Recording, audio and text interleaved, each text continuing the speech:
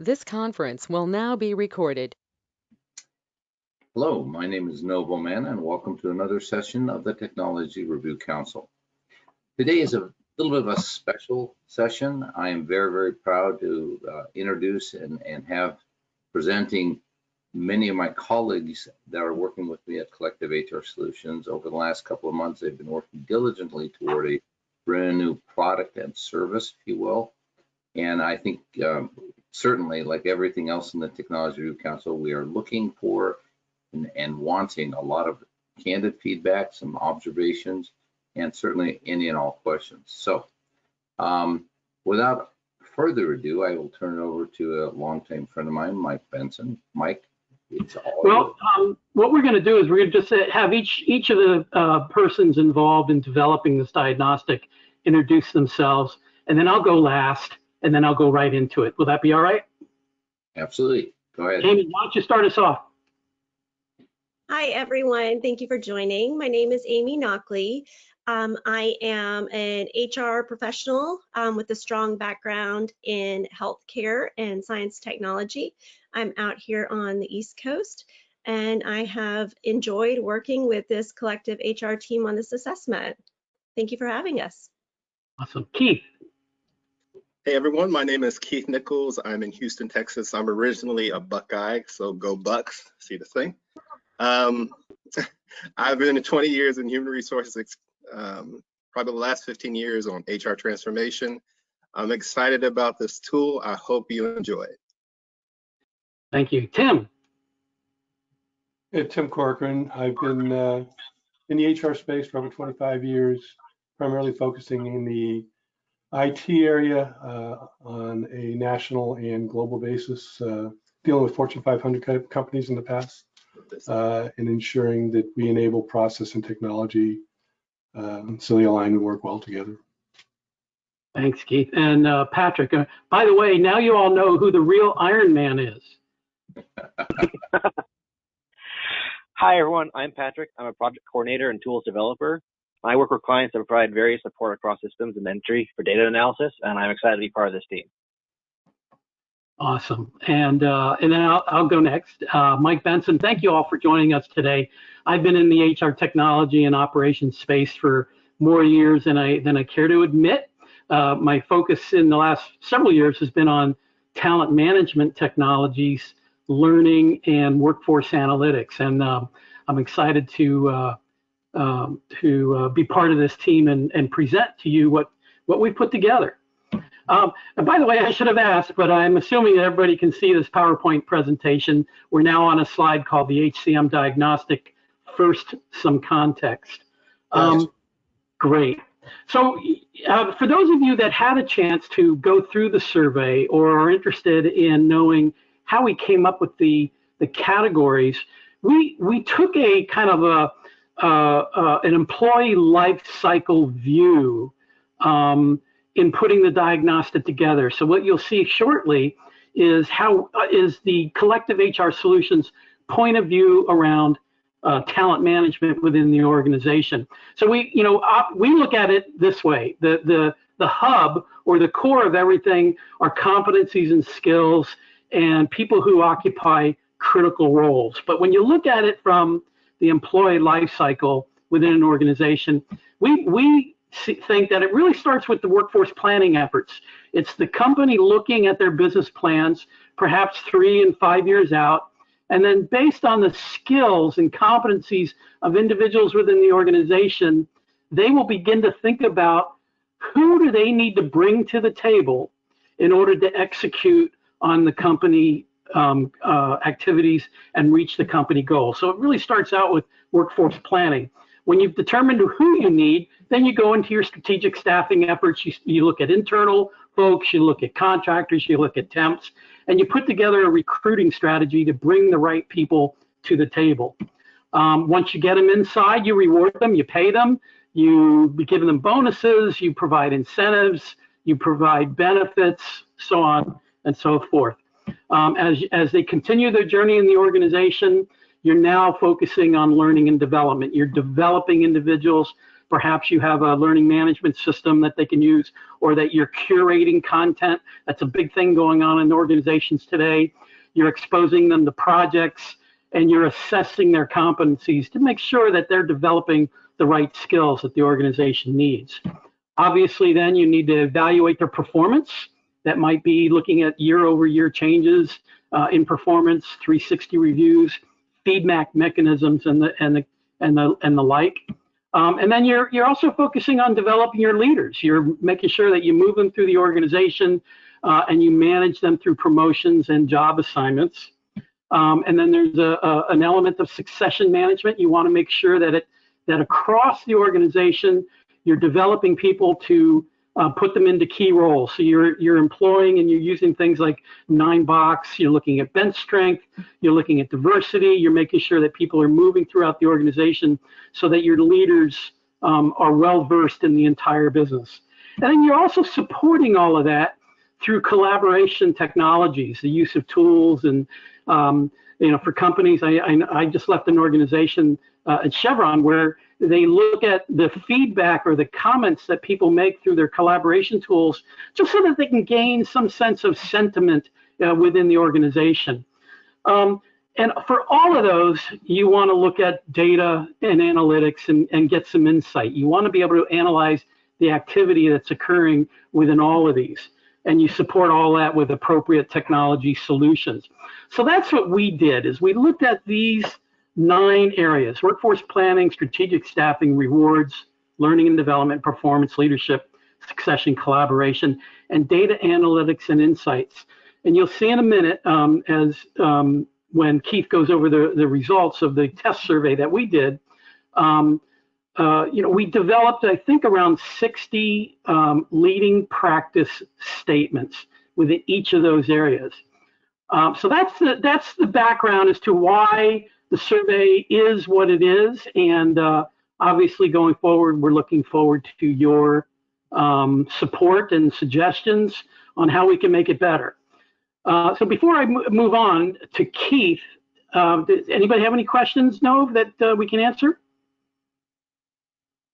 I don't see any in the chat, but certainly anybody who's got a question, feel free.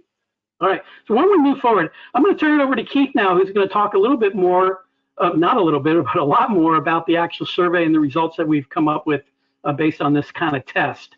So Keith, turn it over to you.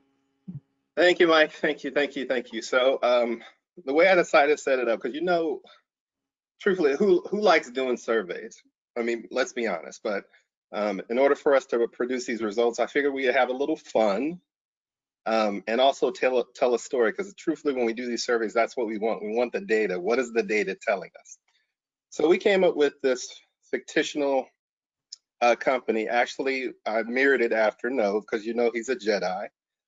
So the company name is called Jedi International, and they are the #1 in lightsabers and holocron sales. That's throughout the U.S. Their revenue this year, they just posted it, is around 350 million. So they're doing really well. And they have projections to grow the revenue to over 500 million for 2021. So they're really doing a really good job. So their headcount, they have about 2,000 employees, and their headquarters out of Galactic City, Massachusetts. Great place. If you haven't visited, I would go. Their CHRO is Ahsoka Reynolds. She's a really nice lady. And the person that actually contacted us about the survey, his name is Hans Dogeba. He is the HRIS manager, and they're in a year in this HR transformation. They just really want to get an idea how they're doing and the direction. So they're currently, like I said, their current system that it says here, they're using the Force as their core HRIS system. So it's kind of unique, very unique company. So let's get into the results, Mike. All right.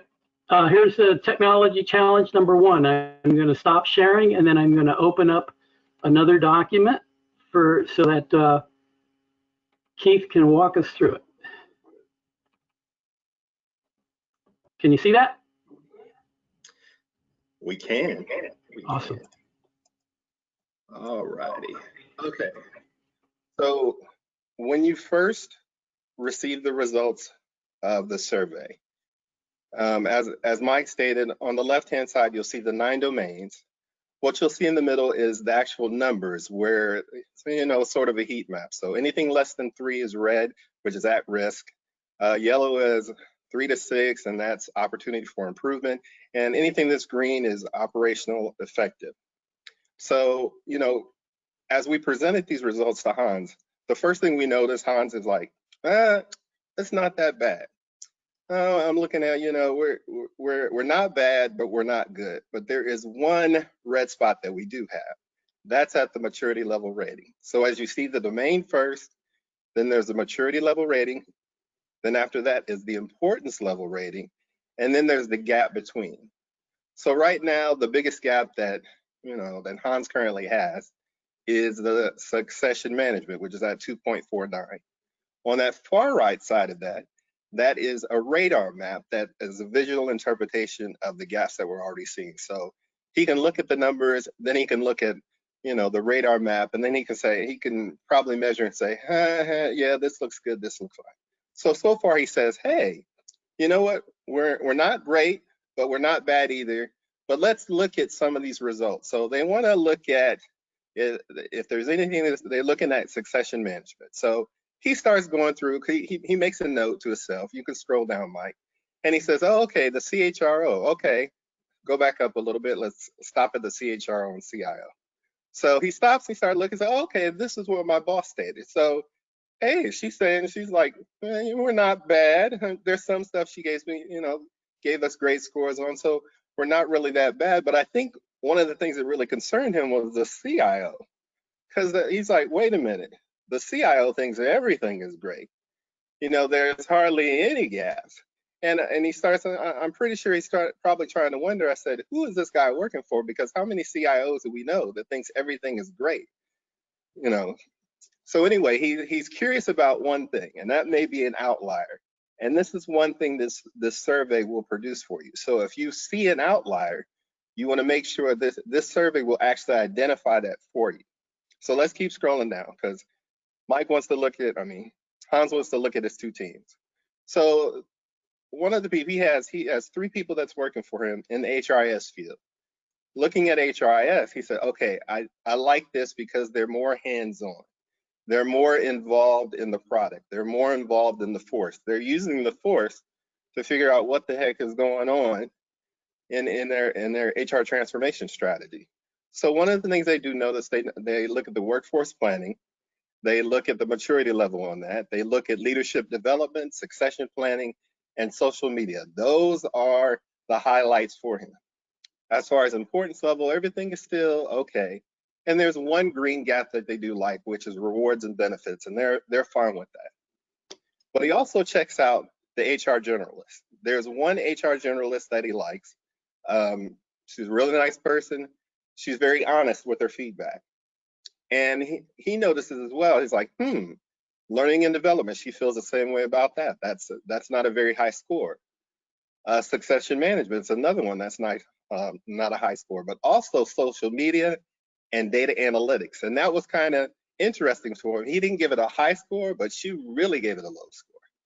And so that's one of the things he wants to look at. And he's like, why does she feel that it's not mature and some of the other things? So we can keep going down. So let's keep going down.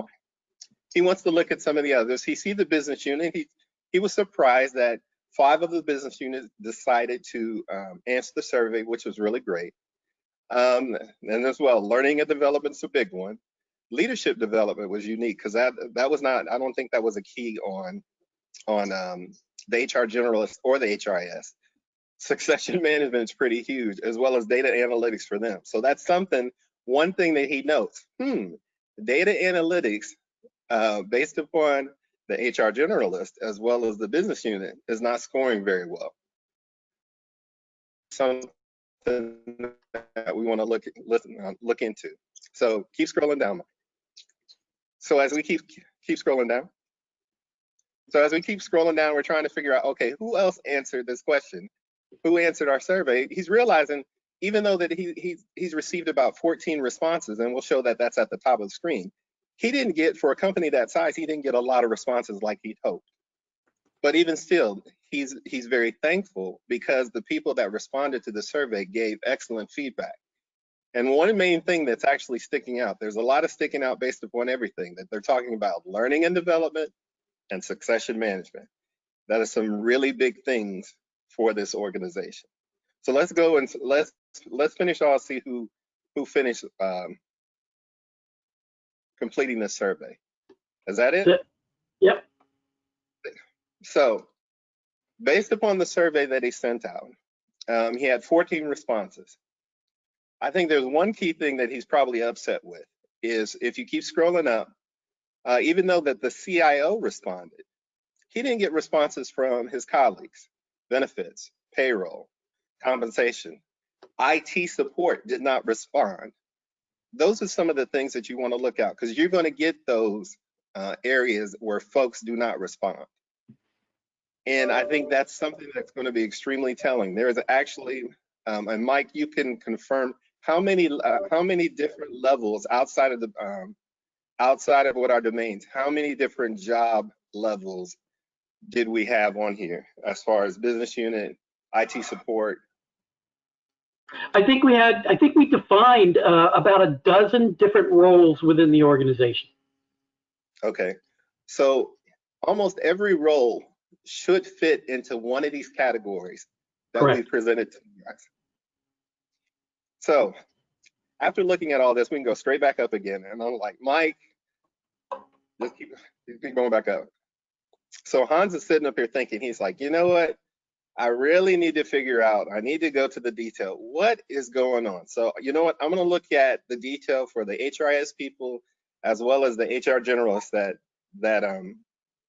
filled out the survey. So let's go to the detail now. Now, the detail that you see, and truthfully, this detail can be cut or designed however you see fit. Normally what you see, this is in a PDF, but normally in the Excel form, there's a way that first, you'll see the leading practice, you'll see the questions there, then you'll see the scores. That is frozen, and that way that if you want to compare the scores with the other levels, such as CHRO, CIO, or HRIS, you can just scroll to your left and it will score that. You can compare those things. But right now we're going to scroll down because we want to look at HRIS and we want to look at the generalist. So bear with me. Right here. Okay. So we said, okay, so looking at the details. So technology solutions provide information. That's one of the things that's red. He's looking at external labor supply. That's another thing that's red. That's a concern that he needs to look at. And this is maturity. This is them feeling like our processes are mature in order to handle, our system. Or do we need to, or do we, based upon the process maturity model, need to mature our process? Are they ad hoc, or are they going up the ladder where they're managed or even optimized? This is one of the things that this survey provides you, that detail of information. So you're looking at, he's looking at this, he's like, you know what, we got some work to do. And that's a good thing, because you always want to make sure that you could, since he's in the middle part, there's always room for continuous improvement. And one of the things, like I said, one of the best things about the survey, it gives you that heat map. So you know automatically by looking at the survey that it comes out. So the red points stick out for you. So even under recruiting and staffing, even though it looked yellow in that very first where it says everybody, if you start drilling down, you can see where the red is. So even though everybody else might think, hey, we're okay. Truthfully, when you're looking at the HRIS people, and this might be on a technical functional process side, they may say, we're not as mature as what everybody thinks. And these are just one of the things that you could just look at and you could just confirm. And, just keep scrolling down. It's Mike, it's okay. You can keep scrolling down. It's just, there's so much information that the survey will provide you that can pinpoint certain things for you to circle back with other folks to make sure that you're reevaluating your processes, your system, your data, the technology, the resources, the governance, everything associated with this HR transformation that he wants to do. This survey is going to provide for him.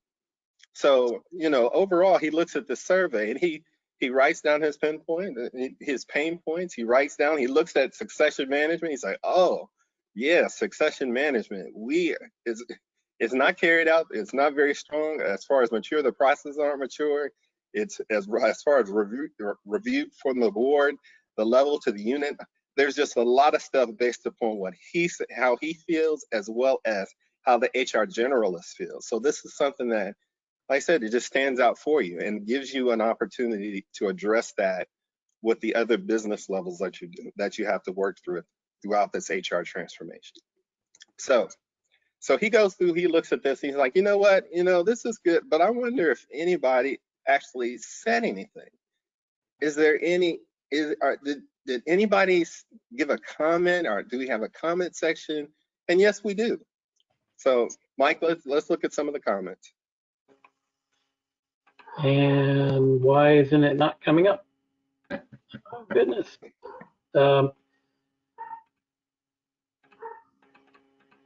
I'm locked. So Mike, as you're starting to do that, you do have a couple of really quick questions, and let me pose them to both you and Keith then. All right. As you were showing the question, I would ask you to maybe stop a little bit and show many of the folks in the audience did not fill out the survey. So as a result, they've not seen the level of what you'd mentioned about all the different questions we have across all the different domains. And then very specifically, without pointing out the gentleman who asked the question, where does onboarding fit in this? Because in a sense, although we covered all the things about, bringing a person in, recruiting them well, rewarding them, providing development, so on, really, in a sense, onboarding is becoming almost a singular event that has a great deal of bearing on the introduction of the culture and opportunity that the job and the company brings. And I don't know how you would want to answer that. That's a good question. That's why we did this. Mike, do you want to take that one on as far as the onboarding piece? We're going to look at this in a little different angle. So if I understand the question right, what you're doing is you're providing us some feedback about potential leading practice statements we might want to think about perhaps adding to the survey. And if I understand you correctly, as it relates to onboarding, that might be something that we might want to consider putting in the section around staffing and recruiting. So that's my response to that. And by the way, I want to apologize. I'm in the comment section, but you're probably just seeing a blank screen right now. I think I'm having problems with my browser. I apologize for that. Yeah, we are seeing a blank screen. But no, to your point, so Mike, in answering that question, I think really, although that's not a function of its own, it really is an important step within the recruiting, and it's the bridge from being a candidate to an employee or a member of the team. And as a result of that, so I would certainly make a note that maybe we need to include. And for the question asked, we would see the results within the questions themselves. So you can drop down, as Mike was showing earlier, the opportunity to drop deeper from the overall aggregate of, let's say, recruiting staffing as a function to the actual questions that are very, very particular, let's say, to onboarding. And it could be a couple of questions around that process. How were we in orienting you to the culture? Did we give you sufficient opportunity to understand what your salary is, maybe what your initial performance plan should look like, et cetera, all those kind of things. So you're bringing that up. That's a good thing. Now you've got the comments. We're good. I'll shut up right now and then you go back to that. Yeah, I had to go to another document. My apologies, Keith. No, go ahead. It's okay. But, I mean, because comments are comments. So, I mean, and like I said, the survey provides comments as well. So you have the overall survey, you have the detail. Well, you have the overall survey with the heat map as well as a radar map, and then you have the details within that with pretty much the heat map, and then you have the comment section as well. And all this can be sliced and diced anyway for you. And just to look at what to complete the story, look at what the business unit as well as the HRS saying. So, the business unit, a lot of this is outside my area of expertise. My answers are based upon what I'm aware of. I guess this person might be new. Most of our answers to social media questions are based on the company's use of Microsoft Teams. Just note that this is only test. This is a story. So even on the HR side, the client at the beginning of transformation project, the company grew through acquisition, currently has a fragmented technology. They are implementing the SuccessFactors suite to get the entire company on one platform. This is just examples of data that it provides you. So the whole purpose of the story, it gives you a holistic approach based upon the domains as far as how your company's technology processes data is coinciding with one another in order to get you through your transformation project. So, And Keith, may I add to that? Yep, sure. I think one of the things that we will also bring to the table as we share this feedback with clients is we will take a look at the comments that come in from the surveys, and we will attempt to do a kind of a sentiment analysis so that when we feed back the results to you, we'll also give you our observations about generally what are the themes that are coming out as a result of the comments. Are they consistent with the objective survey responses and things like that? Yep. So you do have a quick question out here, and Keith, Mike, or any of the team, please feel free to answer. So I think, I'll credit Bonnie because she does this a lot for her customers. What's the typical survey completion rate for the customers? In other words, what kind of a return rate do we think we would expect? And even more so, maybe having done this a couple of times with a couple of surveys, what kind of approach would you take to maybe increase that return rate, short of paying them for doing it? I think the way I would answer that question is when I'm engaging with an organization, I would ask them, what do they think would be an appropriate response rate in order to give them a comfortable sense that the results that are going to come back are going to be relevant.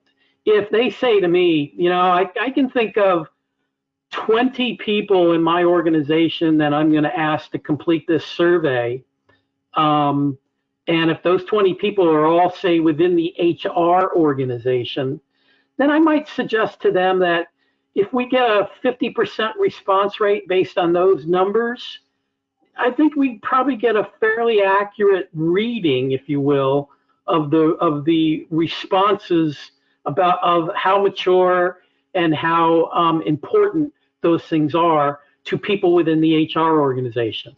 If they're going to send this out to 100 people in the organization across all divisions, I might suggest that a 10% rate might be sufficient for them to be able to come up or draw some conclusions about the focus areas.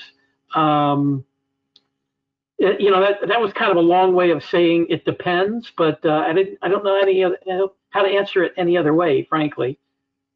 So Ian has asked this question, and how many questions does each persona get? And in all honesty, they get all of the questions, but also what are the dropout rates on the survey? So comments on, again, we've talked about reach. So one of the key things in most surveys is the more data I get, the better my understanding of the answers are. But to your point, there may be value of doing that on a senior management level at some level, and then also do it at a business unit level or something like that. But comments from the team as well, how would you answer that?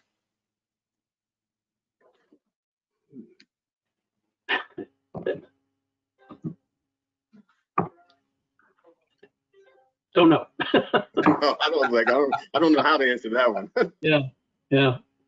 Well, like I say, the intention of that survey, I'll just add it from the perspective, and Ian, this is to answer your question, but I think to the audience as a whole, the perspective is the technology that sits out from an HR standpoint tends to be one of the few systems that touches everybody, and I mean everybody, from the employee who is doing self-service on themselves or responding to something from performance, to a manager of a unit, to the people in the HR world doing the functional perspectives, to the senior management trying to analyze the workforce and all about it.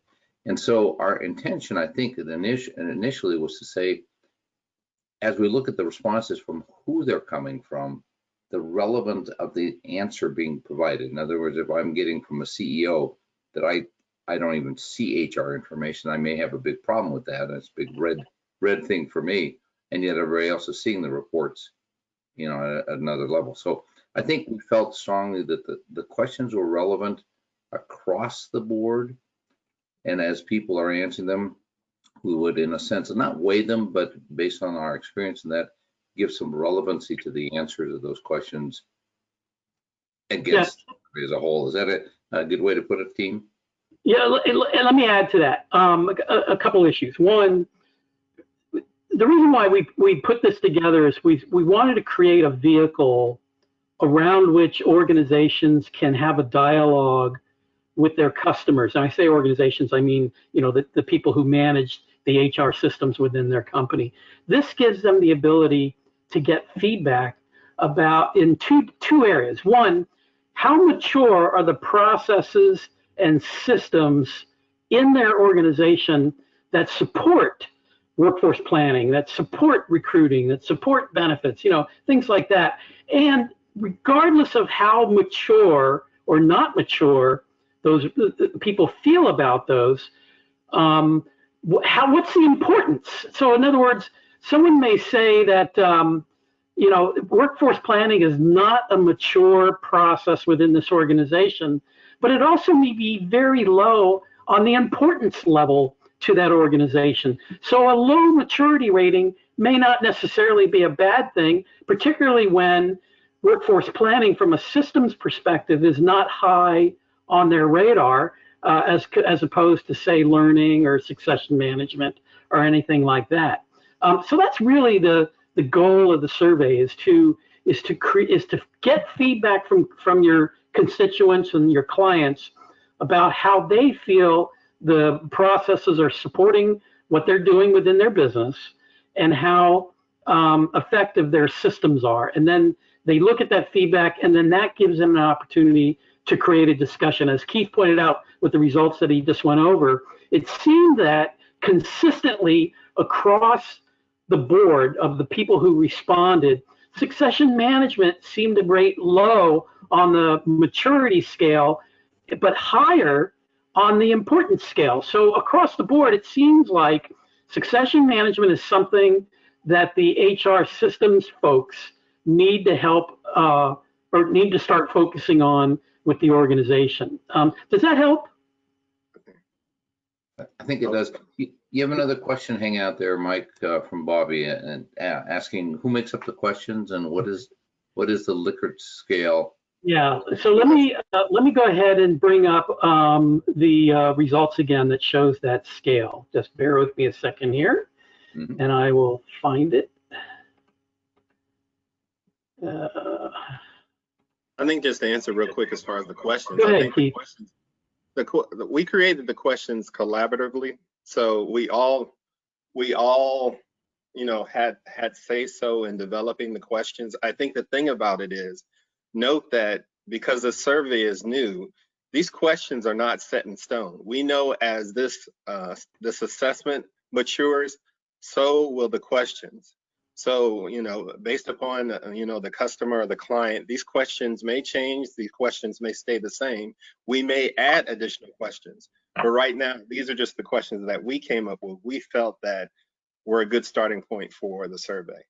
Yeah, and I'll just add to that and suggest these aren't really questions, right? They're really more leading practice statements that we want people to kind of react to. Call them questions or call them statements. You know, it's probably the same thing.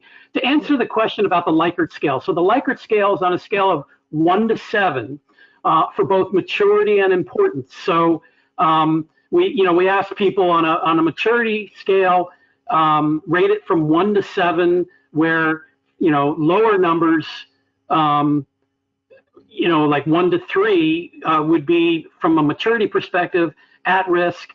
If they rated between 3 and 6, it was an opportunity for improvement. And then on any, above 6, it would be what we felt was operationally effective from a maturity perspective. Likewise, on the importance scale, the Likert was 1 to 7 as well. Less than 3 was low, 3 to 6 medium, and above 6 was high. I hope that answers that question.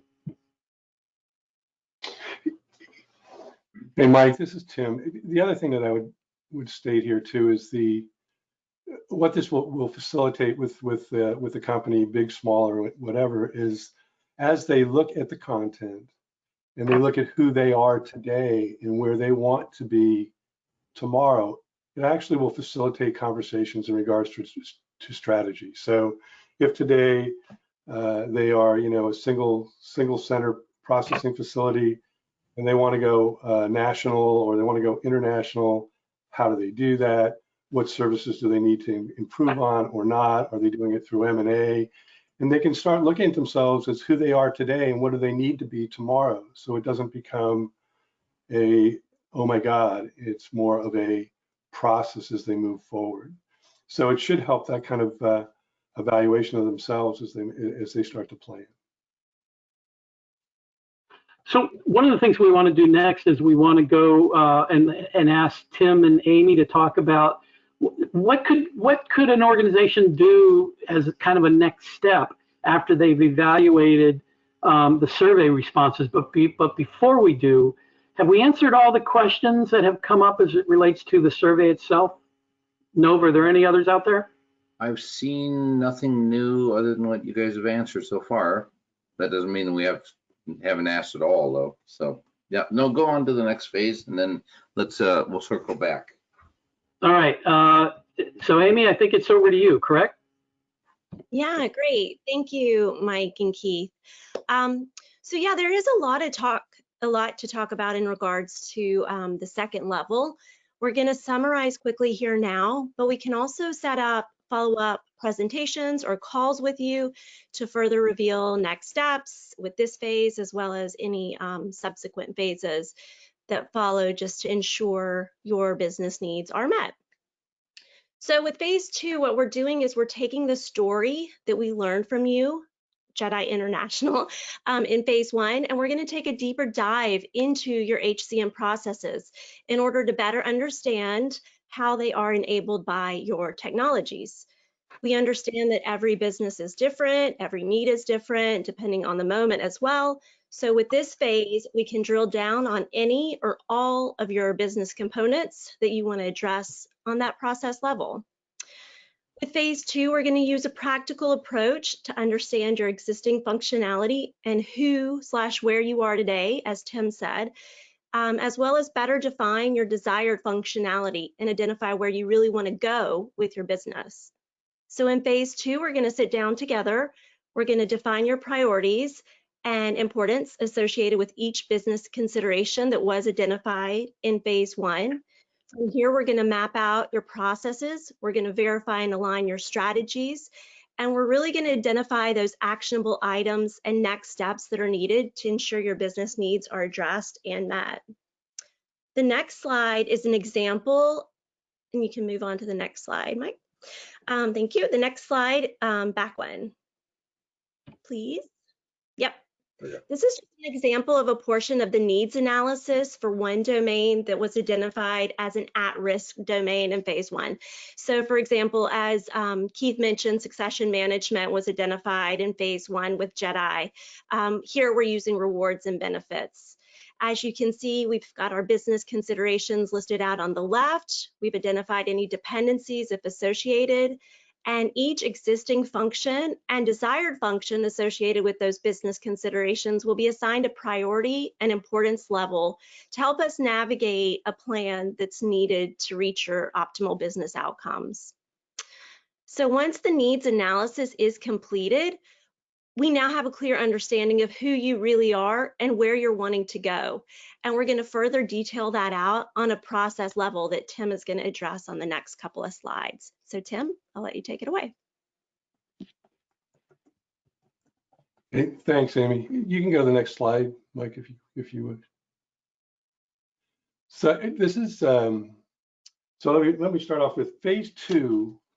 As we envision phase 2, we'll hopefully get the client, if they want to work with us, to understand what it's going to take to make a decision to move forward with a roadmap that they can implement and maintain. And by that I mean we will take it to the number of levels it needs to go to ensure that the information they have will give them the ability to make decisions regarding how they want to move forward with their processes for HCM. By that I mean, are they going to outsource the whole product? Are they going to build through M&A? And if they are, how are they going to incorporate? How are they going to select if they have multiple services? In other words, if they're using ADP for one and Ceridian for another, how are they going to bring those together? In other words, all those different types of conversations and decisions, we will work with them through the questions and answers that we've received in our understanding of who they are to go forward and get to that level. That being said, as you look at this high-level process flow, it truly is a high-level process flow. It basically takes all the information that was being discussed previously and puts it in a position where there are drop-down processes that will be developed for each one of those domains, as well as the infrastructure that needs to be provided to support that. And by that I mean, human capital management doesn't necessarily have their technology reporting to them. They don't necessarily have what they do for disaster recovery and contingency planning. But as Nov said at the beginning of this, HCM has a tendency to be touched by or touches almost every place that you do business. So what we want to do is make sure that we have those processes identified from an infrastructure perspective, so that as we start going deeper and deeper into the processes, that we don't develop independent processes that don't connect effectively or provide a cost-effective and accurate processing capability. So what we would do is we would take that needs analysis that Amy was talking to, and we would take and populate this process flow. Okay, and when I say process, it truly is a process flow, because as you go past phase 2, if you decide to do that, you would start getting down into the level where you're going to develop the processes down to the transaction level and understand where they go and what decision processes are created within that transaction, and wrap up through the process flow. So that's the idea that we deal with here, and we can take it on all domains, a given domain. Again, as Keith was talking, as he was doing his description, if there's just one or two areas that people want to look at, we can do that, and we can connect our current processes to that and see if they develop any kind of issues as they move forward. But the intent is to continue to build and give a roadmap for both the development of and the continued process of the processes that they need to do their business. If you take it down to the next slide, it just takes this down a little bit lower, Mike, if you've got one, just to show that you can go into like rewards and benefits, and you'll again keep going down into these different levels. You keep going down at high-level process levels till you actually get to a transaction. So you're going to deal with rewards, you're going to deal with benefits, and you're going to deal with compensation. And then you have the different pieces that kind of come together there. And as you get farther down, you'll see that they start to touch and come back. And then you have the infrastructure and overhead that deals with the processes of those particular areas or domains that kind of keep those together and interface with the other domains to ensure they have a whole business. So that's what we would do there. And then if people got there and they could actually, like I said, complete an RFP and have logical questions on where they wanted to go and take their business, whether they wanted to build it themselves, support it themselves, et cetera, and so forth. I think the other thing that this does too is when you talk about technology, while we haven't really addressed technology at this level, but when you start to build this down and look at the capabilities, if you go into payroll, for instance, and you want to make sure that people have access to their pay slip on their cell phone or any other mobile device, you also want it to be supported that way. What does that mean? How much of it do you put on the cell phone? How do you secure it? And how do you secure your support would all be mapped out through this as well. So those are the kinds of things that we can deliver and work with companies on if they decide they want to go forward, or we can stop at any given level and let them, have that product so that they can move forward with what they want on their own. Okay. So, Terrific. any questions on that? Well, we do have a couple of comments out there, and I'm going to ask both Alan, and Alan, very nice to see you here. If you don't mind, maybe posing what you've mentioned as feedback, and then Bobby, if you don't mind, maybe putting a little bit of perspective on the survey results. I liked what you said. I think this is exactly why we do this to this group. This group has got some great insights and shall we say relevance. So Alan, if you don't mind, just go ahead and ask the group your comment. I appreciate it. Sure, no. Can you hear me okay? Yes, absolutely. Okay. Hey, everybody. Just a quick note. I think you really kind of, scratched the itch of developing the type of maturity assessment that is part and parcel to any transformation effort, whether that's in the HCM space or in the broader enterprise. One thing that I've experienced directly that I think really benefits this type of effort is to align to some of the industry standard reference models that are out there. If you have any familiarity with, for example, the APQC puts out a process classification framework model, and they have a common model and an industry, they have like industry tailored models, and they really cover the whole gamut of these kind of talent domains that Mike, you were talking about at the beginning. It would certainly be something to test your model against. For example, I'm not sure who came up with the feedback of the onboarding was absent. I think it was onboarding. I can't recall for sure. It would allow you to kind of test your model against kind of the holistic, aggregated, perspectives that comprise these reference models. So really, really valuable way to kind of say, hey, we're not trying to reinvent things. This is stuff that's been around, but we're trying to synthesize and test our synthesis against something that's a standard. If that's something that you haven't had any exposure to, I'm happy to provide some links for you to take a look at. I'd also be curious, but I think it's outside the scope of this discussion, about how digital transformation in the HCM space, how you'd envision addressing, the kind of the connectedness to the rest of the enterprise. When you change an HCM system, you're going to have interfaces with ERP systems, CRM systems, et cetera. So that's another area I'd be interested in. I think it's more of an offline topic from this discussion. Does that make sense, though, on the reference model approach? To talk to you, Alan, always. Alan, absolutely. Thank you very much for that feedback. I think that's a great idea. This group, we came up with these statements. So, like I said, there's about 60 of them. Based on our experience of working on these types of projects, working with clients, understanding the types of questions that we get when we implement HR technology. But I think comparing this more formally against standards like APQC and others is a great idea. Thank you for that. Yeah. And so, Bobby, if you don't mind, maybe you gave some great advice on the survey, kind of the scaling and so on. So I think it'd be interesting to have the group hear that from you. Hey, it's me. Hi, Mike. How are you? Good, thank you.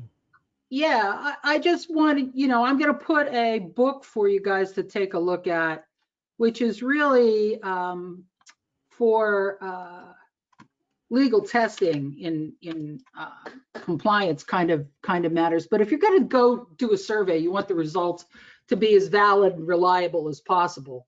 So on that Likert scale, you don't want to have a middle number. There will be an inherent bias towards that middle. Yep. Towards that 4. So you either want to have 6, or you want to have 8, or you want to have less, actually. Yep. That depends on you. But the other thing is you want to be very careful on the phraseology in those questions and who makes those questions up, because that will impact the reliability. If you have questions that are phrased the wrong way or don't speak the language of IT, for example, and then you have IT answering those questions, you can run into reliability problems. So you want to make sure that however they're constructed, they're phrased towards that audience. Yeah, great feedback. In fact, a couple of things that this group talked about at length, before we before we rolled this thing out in its current form is the Likert scale. Should we go with an even number or an odd number? We had a lot of discussion around that. And I think at the end of the day, we wanted to hear this kind of feedback. And that, at the end, I think, we decided to go with what we have out there now, but I think we definitely see the opportunity to perhaps, scale it back to more of an even number, maybe down to 6 or perhaps even 4, so that's great feedback. And then my 2 cents worth would do 4 if you can do 4. Yeah, that'll be the most reliable. Right. And I just went blank on my other point, and I apologize for that. But thank you for your comments. I really appreciate it. Great. So let me make an observation, if you don't mind, and then I'll ask the audience, please. I gather Mike and Keith, you guys are pretty much done. I am. I don't know if Keith wanted to circle back. Okay. No, I'm good. So there's a bit of an extension to this, and being the data junkie that I am, we've talked, and it actually came up from one of our very first pilots.